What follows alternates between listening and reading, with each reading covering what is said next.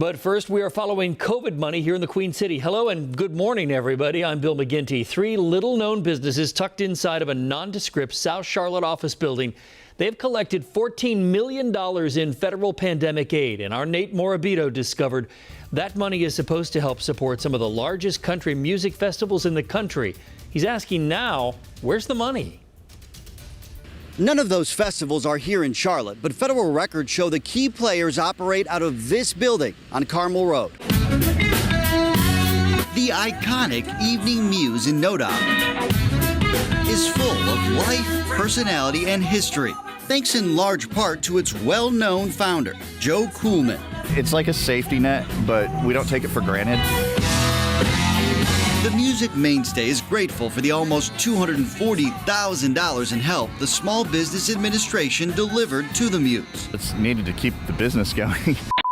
In contrast, 6300 Carmel Road, Suite 110 is unremarkable, at least from the outside. It really doesn't look like a business that's generating that kind of money. But SBA records show behind these walls, 3 country music festivals received $14 million in taxpayer aid. That's a lot of money. The equivalent of roughly 7% of all Shuttered venue operators grants awarded to festivals across the country. That doesn't really add up to me. All with little fanfare. I know a lot of the movers and shakers in this town, and I'm just like, who are you? Who are these people? They run the Carolina Country Music Fest in Myrtle Beach, Barefoot Country Music Fest in New Jersey, and Wild and Wonderful Country Fest in West Virginia. 2 of those 3 festivals revived in 2021 after the pandemic shut them down in 2020, each bringing in at least an estimated 30,000 country music fans to listen to the likes of Luke Combs, Eric Church, Darius Rucker, Dan and Shay, Zach Brown Band, and Carrie Underwood. The third promising 2021 info coming soon. Festival websites show entertainment entrepreneur Bob Durkin is linked to each one, and all list the same address. The federal money is meant to help small businesses that specialize in live entertainment.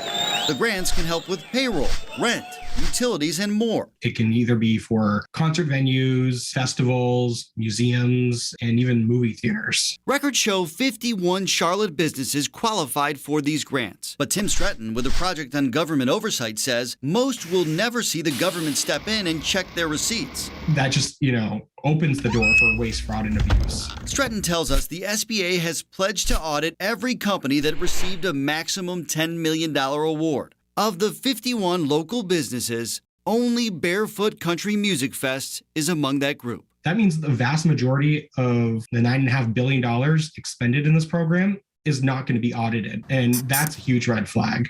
Hey there, good morning. This is Nate Morabito with WCNC Charlotte. After our phone calls and emails went unreturned, we stopped by the festival's office building. Twice. I'm sorry, no one's here. We're in the process of moving. You're moving? Where you guys moved to? No.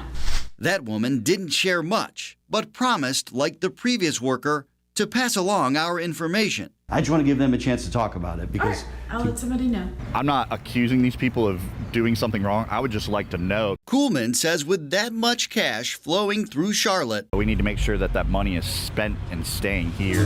there's an opportunity for others to benefit, especially in an industry still struggling to recover. He says any communication would be music to his ears. There's people in town that are doing that kind of festival work. All the venue operators should know these people. We should be working in tandem to help lift all of these venues and all the music and art that's going on. In an effort to be fair to these companies, we reached out to Bob Durkin's attorney, who told us he would pass along our information to his client. Nate Morabito, WCNC Charlotte.